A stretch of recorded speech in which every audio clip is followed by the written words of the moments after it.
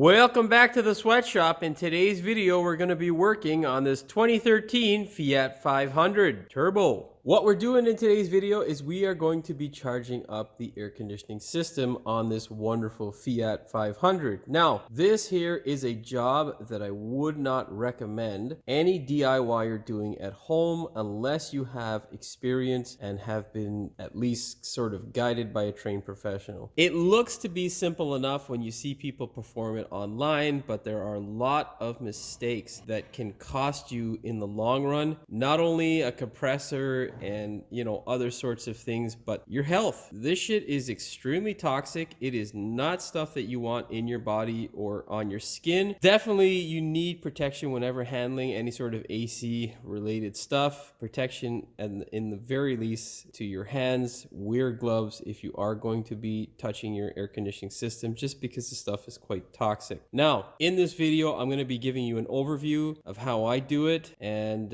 how you can do it. Basically, it's definitely not rocket science once you know the basics. However, there are a lot of people out there who, can go and pick these cans or these sort of kits up at a, Canadian Tire or whatnot. And I'll tell you, it's just not the best way to do things. At the very least, you should have a vacuum pump, a set of gauges, and the correct equipment to put this wonderful refrigerant into your car. Because if you've recently had your refrigerant filled up, the actual 134 refrigerant, it is quite expensive. Everything's gone through the roof, and it's unfortunate. Now, that being said, before we get started with today's video, do me a big favor, hit that subscribe button as well as the notification bell so you never miss one of my new videos. Okay, now let's talk a bit about the refrigerant and the sort of things you need to do in order to ensure that you don't endanger yourself or the car. In regards to the refrigerant, your most common refrigerant replacement is going to be the 12A stuff. That is the type of refrigerant. The most common refrigerant now for cars is a 134A, which is the stuff that the majority of cars up until about 3 or 4 years ago came with. Now, I believe it is the Y1234F or something like that. I can't remember the exact acronym for the refrigerant. I guess I should know that because this is a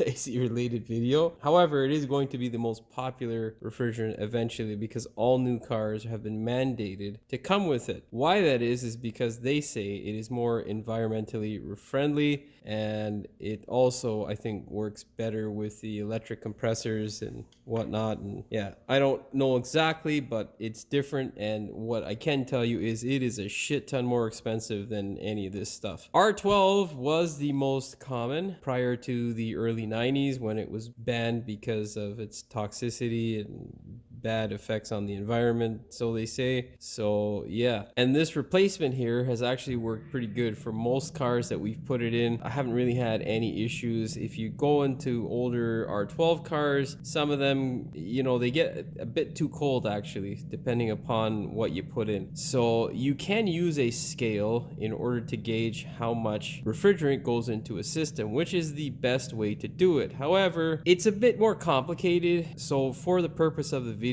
and just making it simpler, I'm going to show you what I do and what I look for on the gauge, as opposed to measuring how much refrigerant goes into a system. The other thing with a system is, yes, there are prescribed amounts, but depending upon what components may have been changed and how things were serviced, it may not always be the correct amount. So you can't always go by just the amount of refrigerant that is required. However, it is the best way to determine, if you don't have any experience on what to look for, what refrigerant amount you should be putting in. That being said, this is a good option for people who don't have a lot of money and are looking for a little bit of cool in the hot summer heat.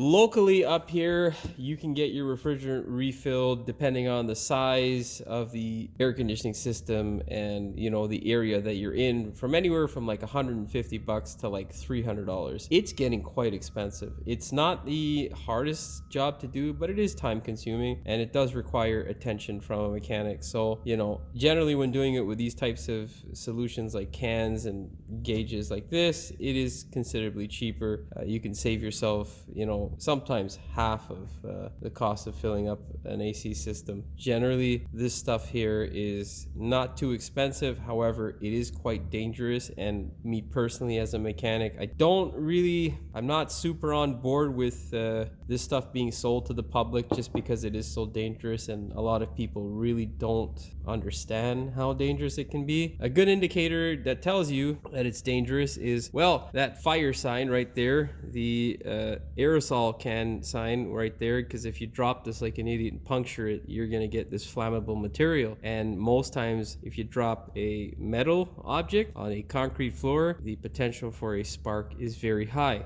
And people are rather careless just because, you see some YouTube video like this one and you think, it's not that hard, eh? Heed the warning. Be very careful, be vigilant, and make sure you are paying attention when working on a air conditioning system. Also a good indicator, danger, says it right on the can, eh?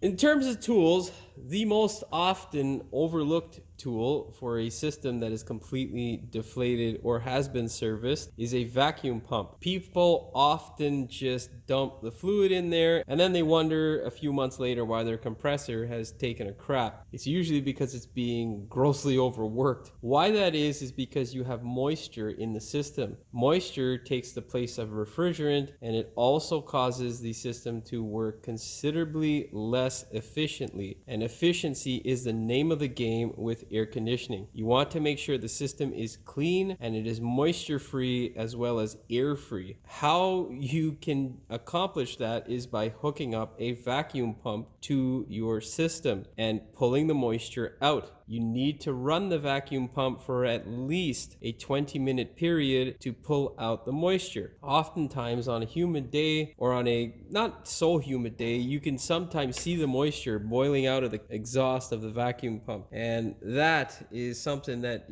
because people can't see it, they just don't believe it, sort of thing. But yeah, friends, it's science, and you can definitely see that moisture has an effect even if you can't see the moisture coming off, because people who often service their air conditioning systems without using a vacuum pump will damage some component. Your receiver dryer generally is recommended to be replaced. However, you can use them as long as you pull a vacuum that is good on the system. Now, the other most important portion to pulling a vacuum tells you with a set of gauges whether you have a leak or not. If your system is in a state of vacuum and stays there at the same level of vacuum for a considerable amount of time, at least a half an hour in my opinion, then you're 99% sure that you don't have a leak. Is it possible to develop one? Yes. If you would imagine, when you are sucking the system dry of any moisture, you're going to pull the seal slightly one way. When you fill it back up with pressure, you're going to push the seal slightly the opposite way against the surface that it seats at. That can potentially cause a leak. However, majority of the time, if you vacuum a system, you're going to have no leaks provided it holds vacuum. So, is this guy important? Yes, very, very important for the longevity of your compressor and the health of your air conditioning system. Another thing that I forgot to mention about the vacuum pump is there are two types that I know of. There's single stage and there is a dual stage. The dual stage is what you want because it can pull a deeper vacuum, pulling more moisture out of the system. Single stage will work. You can run it for longer in order to get a little bit of a deeper vacuum, but it will never pull as hard as a dual stage. That being said, a vacuum pump is better than no vacuum pump. So yeah,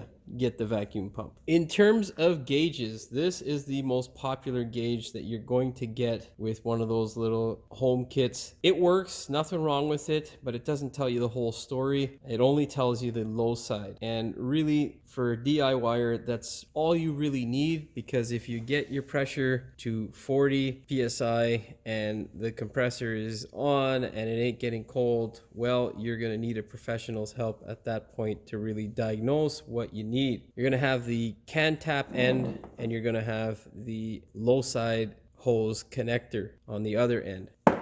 Really, the whole thing with this gauge is to make sure you don't put too much in. The sweet spot for most air conditioning systems, depending upon how they're set up, is in the 40 psi zone on the low side with the compressor running with your temperature above 20 degrees Celsius. Now you can charge it when it's lower, but I mean the temperature outside.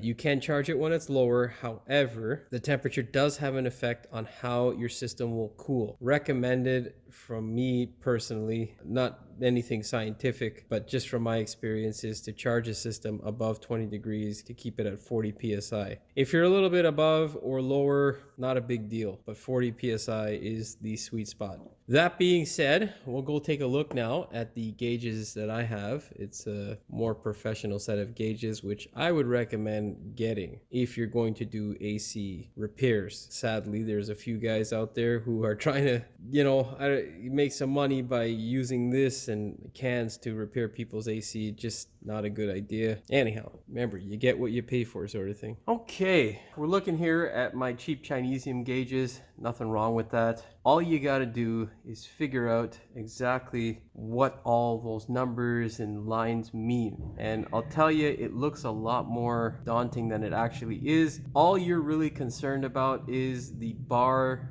or the PSI, which is the pressure inside of the line. Now, whether you read in bar, you're most likely from Europe or something like that. PSI is for most of us here in North America. You can see there clearly that the blue is the PSI portion for our low side gauges and red on the high side gauge. So, pretty easy. All of the other numbers inside are basically the temperature in Fahrenheit as it relates to the pressure in the line. 40 psi, like I say, is the sweet spot for us on the low side line. Now, in terms of gauges, if you're looking to purchase, there are a few different options. This one here is a 4-way. The most popular type is a 3-way. Well, what does that mean? A 3-way basically is a set of gauges without a separate vacuum port. So you'll have your refrigerant, you'll have your low side, and your high side. The vacuum port will now become your refrigerant side, and then your charge side will be your refrigerant as well. For a 4-way set, you're just gonna have an extra vacuum line. That's it. The other main difference between gauges is you have analog and digital. Digital, of course, being a much more accurate and expensive way to do your HVAC repairs. Analog is just fine, nothing wrong with it. It's just the old school way. Provided you don't kick your gauges around, they should last you a lifetime. Now, for the DIYer, the only thing you really need to know about is the low side, but I'll give you a bit of an overview of the high side. When you have both sides hooked up to your AC system, it gives you a very good picture as to how your system is performing. It tells you whether your compressor is working well, whether you have a blockage, whether you have a bad orifice tube or a bad relief valve, depending upon how your system is set up. All of these things can be very, very important. Well, they are very important to diagnosing a system properly. Of course, if I start blabbing about that, because I like to talk, as you can tell, we'll be here forever and I'll never edit this video and put it out there. So we're not going to talk about that. So for today's video, even though there's going to be stuff happening here, you can pretty much ignore this at home. You don't, just ignore that guy. Over here is what you want to see and what's going on. What we're going to do is we're going to be paying attention to the low side to see how the compressor is operating, and then we're going to be using a thermometer to see what is going on at the vent. That is another very important tool you will need. As for the gauges now, you can see here they should be at rest with no vacuum applied to them at the 0 mark. Right now we've had vacuum applied to the system for about 15 hours because I had a really long day yesterday and I just left them like this last night. So you can see they're holding a vacuum of 30 inch-pounds, which is great. That means we are completely sealed if it's done it for 15 hours. I'm pretty sure that's a good system. So what we're gonna do now is we're gonna go ahead, we're gonna hook up our refrigerant side, and then I'm going to show you what I usually do before I start putting refrigerant into the car. Now, whenever hooking these lines up, if you do rent somebody's set of gauges or something like that, or you purchase them, you do not need to be a gorilla. These guys take very little pressure to tighten up. Just give her a bit of a twist, make sure it's snug, good to go. Now, for those of you with a Fiat, usually there's this big stupid intake cover here with your airbox. You're going to remove that in order to access your low side line. Your high side is off in the distance here, but like I say, you don't really need to be concerned with that. Now, for your can tap, get a can tap that is for a self-sealing or piercing can. Doesn't matter, same thing. Just make sure it is self-sealing on this end, because even though this guy says it's self-sealing, some of these cans don't always self-seal. What you're going to do is line her up like so and thread this guy into place. Make sure it is snug, not tight. You're going to turn it over like this. Now, whenever you're filling up an AC system, always going to keep the can like this. That's why those arrows point upwards, because the refrigerant drains down like this into the line. If you keep it like this, you're going to get a bunch of aerosol gas, which you don't want in your line. Is it going to harm your system? No, but you're just not going to get very cold. Now, you can keep this like this, but don't go and start injecting refrigerant in. What you need to do now is bleed this line. So when we open up this line, we don't have whatever air is trapped in the manifold and in this blue line going in. So how we do this effectively is we close off our low side line tap to make sure that we don't have any sort of flow between the low side and the manifold. And then what I usually do is the connection like this on the blue side, I usually just back it off and let the refrigerant run through the line just a bit in order to bleed it. And now I do this with the car off, because for whatever reason, if you have a spark, like I say, this shit is flammable. And well, a gas is usually much more flammable than a liquid. So yeah, so we're gonna close the tap like this. And if you listen carefully, you might hear it flow out. Leave that guy open. Now I'm going to go back up to my gauges and I'm going to open up the refrigerant side, and you're going to see it flow in to this portion of the manifold. Now, before you do any of that, make sure you double check all of your valves are closed, right? Now I'm going to open up just my low side and we'll see it flow. Okay. Now you saw that pressure increase drastically there. We're at 100, almost, oh, we're at 80 psi. Now you might have seen it going, I'm not 100% sure, but what I'm going to do now is just quickly open and close the fitting on the opposite end of the blue line. Now with it closed back, I'm going to open the line tap and we're going to have that refrigerant flow in to the compressor.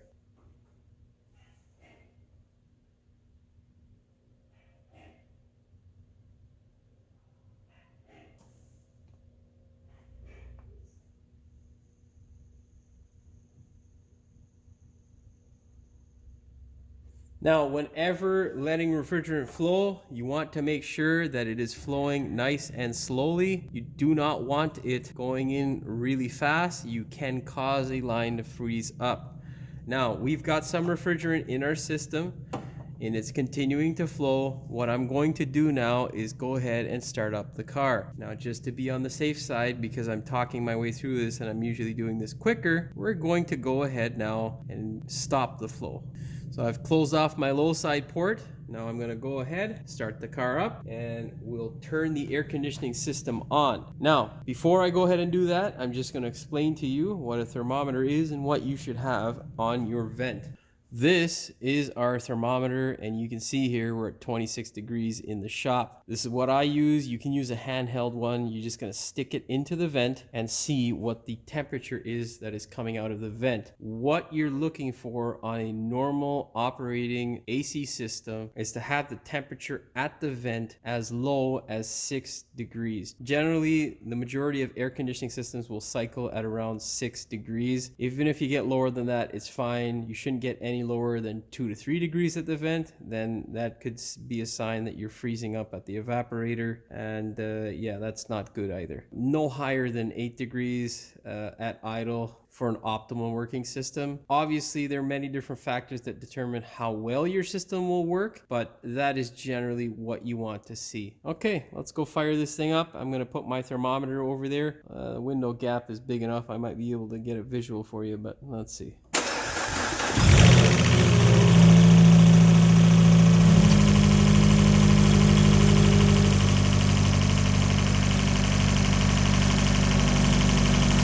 Now I just verified that my compressor has kicked in there, and you can see on the gauge we are really low, so of course we are, because I only did like half a can. We're gonna continue now to fill up. So just open it up slowly and let that refrigerant flow.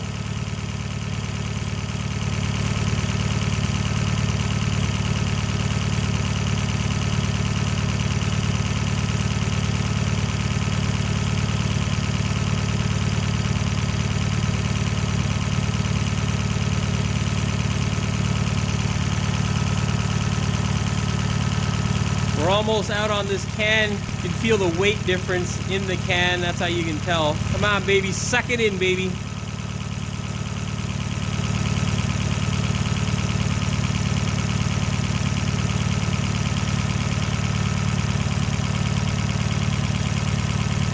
I'm also feeling the low side line to see exactly what it feels like. The colder it is, the better. Currently, we're at 20 degrees at the vent, which is terrible.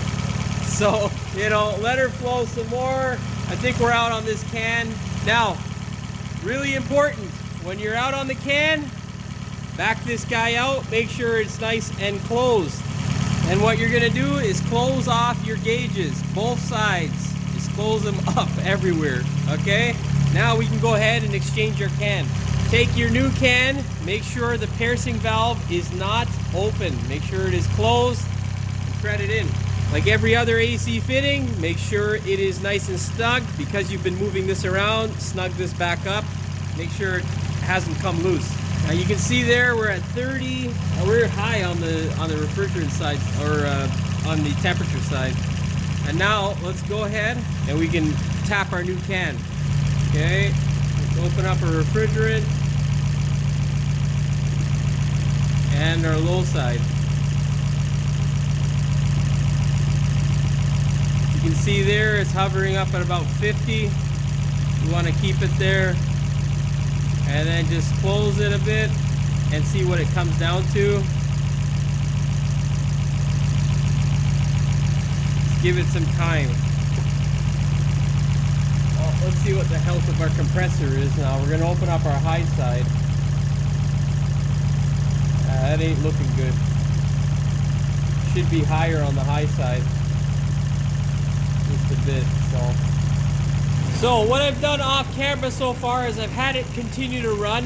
My high side's a little bit on the lower side. I'd like it to be ideally a little bit higher, but you know, whatever. The low side has gone to about 40 psi, and we don't have a flow of refrigerant from the manifold now into the car, and we're just letting it cycle on its own to see how it is. Currently we have a temperature that's a bit high for my liking at the vent. This system doesn't look so healthy, but let's give it a little time. Sometime it takes a bit to warm up, so that's what I'm gonna do. Give it some more time, and then yeah, we'll see how she goes. It's at 40 psi currently, but let's see. Compressor just kicked in, and we're a little bit under, so it might feel a little bit more charge up in it. Okay, I'll be back. So, as time is passing, you can see our refrigerant is still a bit low.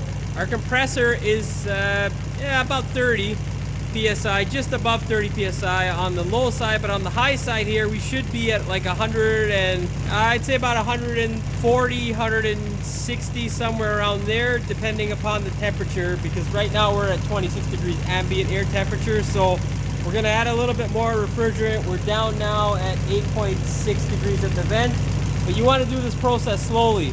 Obviously, the best way to do this process is with a scale and an actual recharge machine, but hey, we're DIYers. We're trying our best to save a buck, right? So, hey. So, I'm going to go ahead, continue adding off camera, and then we'll go from there. Actually, I'll show you how I'm adding too, so that you know.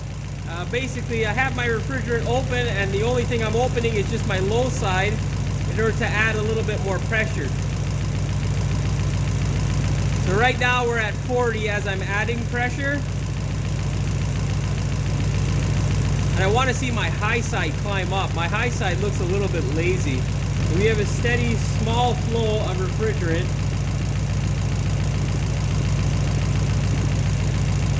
Okay, let's close that off. Yeah, we're on the low side still. Okay, just checking my can there to see. Okay, so we just cycled, looks like. Yeah, my compressor went off, so that's a good sign. Let's see if it kicks back in. We're at 12 degrees at the vent.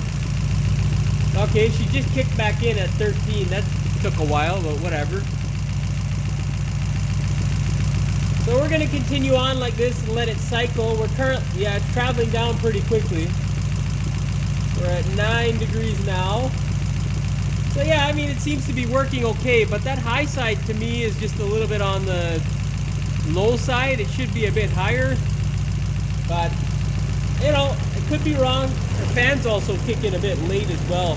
All right, so yeah, I'm gonna continue adding because you can see on our low side here, we're still at about 30 PSI, and I'd like that to be up at around 40. Okay, so our system is getting cold and it's down at about 8 degrees is where this thing starts to cycle. I don't know, it's kind of high for me, and the high side compressor has come up, but it's on the 130, 120 side. It's kind of low for me, but nonetheless, I'm done putting refrigerant in it. This thing here is the equivalent of 16 ounces of 134, and we've got a little bit more than 1 can in there. This system here takes 1 pound, 0.6 ounces. So yeah, I think we're full. I'm gonna call it for this guy here. We're cycling normally, and it also goes ahead and pulls down to about 35 psi on the low side. So for me, I'm okay with that. What I do now when I'm finished charging is you close the can, which means you pull the tap out of the can. Make sure that there's no more flow from the can. You're gonna open up this side on the refrigerant to make sure it's empty. You're gonna open up the low side so the system can suck it in, okay? And let that guy pull back down, and you'll have very little refrigerant in there. Now we're closer to 40 now, so we're okay. Now just close it off and we're good to go. Now, what I usually do is I'm gonna basically let it cycle. I'm gonna hold the RPM at about 2,000 to make sure at full blast, the system at full blast with the fan all the way up, that it is cycling and everything is okay. If it doesn't necessarily mean it's bad. Just make sure the temperature gets down, because there is a relief valve that can open up without the system cutting out, so that you do get the maximum amount of AC. If you want to make sure that your compressor is cutting in and out, if you have an old school compressor or an older compressor, just turn the fan switch down a couple of notches and then you'll hear it kick in and out. And if you have a compressor that's newer with a proportioning valve, just make sure the temperature gets down to about, at a minimum of 6 at the vents for most cars. This particular one seems to be cycling at 8 degrees at the vent. So yeah, looks like we have another fix in the books for an AC system. So yeah, I'm gonna go finish up with this thing off camera, and I'll explain anything else that I think is relevant to this video in the next clip. Now, when you're happy with the way your system is performing and it is getting right cold at the vent and cycling, you can go ahead now and close off the taps to your line. Back them both out, and then we can go ahead and shut the car down and pull our lines off. Now, our manifold pressure is currently about 100 PSI. We're gonna open up both sides and let them stabilize. Okay, so we got 100 PSI in our system currently in the manifold. So we're gonna release that on the low side now. Okay, and release it on the high side. Now we'll take this over to the bench and we'll bleed that off afterwards safely. Now, the most important step of an AC system that is serviced: do not throw these away or run an AC system without them. It can cost you so much money trying to repair a line that you've damaged because gunk has got into your service ports. Don't be stupid. Always get these guys, replace them if you need to. The smaller one is the high side and the fatter one is the low side. Oh, you know what it is? It's a stupid electric pump for the coolant. Okay. Now, with your service ports closed off, you are good to go. Okay, now with our gauges, what we're going to be doing is just slowly letting the pressure out. You can see our manifold still holding that pressure. You're just going to slowly release it like so. Okay, we still got a bit of nice refrigerant in there. You open up the tap side here like so, and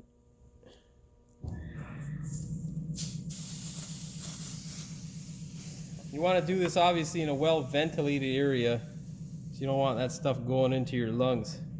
Okay, And there you go. Now go ahead, just clean up all your equipment, put it back. If you've rented it, be extra gentle because no one likes receiving shit that's busted. I think that's a job well done today. Now I should have mentioned this earlier in the video, but in case you're looking for how much grams or pounds of Freon your system takes, almost every single car, unless it's been crashed, will have one of these stickers here. And as you can see, 1.06 pounds is what this guy takes, or 482 grams. Now I had a can that was approximately, I don't know, I'd say this thing had about at least half of a can left. So we put in just about over a can and a quarter into this system, or a little bit less actually. And you can see there, that is the equivalent to 16 ounces of refrigerant when you take into account the 12A scale versus the 134. So yeah, you know, if you put in a little bit under or over, ain't gonna be the end of the world. Like I say, when you're doing it as a DIYer without a scale or a charge machine, the only way to confirm that the system is working well is looking at that low side pressure to make sure that it is pulling downward. Now the high side and the low side were a little bit out of whack on this particular system. Why that is, I think, and what I've experienced in the past is, whenever you have a car that has sat for quite a while, like this one did, without any refrigerant in the system, compressor or the system itself can act a bit funny whenever it first receives the charge. So that could be what's going on. It could be a bad compressor or a sign of one developing possibly. I don't really think so. I think it's fine. I think it's just, you know, it is an older car. It's an older compressor. So I'm not going to be like, yeah, you need this and that right away. Let's just play it by ear. We'll see how it operates. As long as it operates fine, which currently it is, we're good to go. So hopefully this clears up quite a bit of questions out there around air conditioning systems and how to service them. I am really tired, so I'm pretty sure I made 100 mistakes in this thing. If you do have any questions, leave them in the comments below, and I'll try my best to answer them when I actually get around to my comments, because, well, I haven't got to my comments section now in about 4 months. So, and for all of you guys who are in the comments who were expecting an answer, I'm sorry. I will try my best. Life is just really busy. Hopefully you guys found the video entertaining as well as useful. If you did, please like, share, and subscribe. Don't forget to hit the notification bell so you never miss one of my new videos. And as always, thanks for watching. We will see you in the next one. What we're doing in today's video is basically fixing the air conditioning system on this. It is not easy. Why is there a fucking fly? Get the fuck out of here, guy. Let's just start over again. What we're doing in today's video is we're gonna easy air eye and well, air not so much unless you are crazy enough to put 500 cans in the system and blow it up, because yeah, explosions definitely hearing important. Oh my god, I sound like a fucking caveman. Hearing important. I can't remember the exact acronym. However, it is the going well. And that being said, I'm not going to talk too much. Well, really not going to. And then they wonder why they compressor, because if you stay in vacuum and you don't have any sort of leak, what the fuck did I just say? Because if you, and then when you fill it up, now, oh, for fuck's sakes, that stupid fucking compressor guy. They're not very popular. Most times you're going to get a 3-way gauge, but as you go up the scale, 4-way becomes more. But as you get I don't know what the fuck I'm saying. Let's just start that bitch over again. Highs. So the longer you let the vacuum pump run, the more, or bar, depending on what. For the pressure on this side, primarily the most important thing when you have a system that is about to be charged. What the fuck am I saying? I don't know, guy. This video is gonna take for fucking ever like this. So once you can, oh dude, I'm just gonna start this motherfucker all over again. We're gonna basically shove a can in there, or what the remainder of the can that I have is there with the tap. It makes sense in my head, trust me, but it ain't fucking coming out as normal English because I'm tired as shit. We're also going to be using a thermometer to see Thermometer. I said it weird, didn't I? Anyhow, we're gonna be using a thermometer to. I said it weird. It sounds. I don't know. Whatever. Is to have the pressure. Make sure I close off my fucking tap. Right. 1.6 pounds. Or hopefully that answered a lot of missing questions. Missing questions? Fucking stupid. Yeah. Hopefully this video wasn't fucking as confusing as it was in my fucking head. That's going to bloopers. Philip. When you feel about that.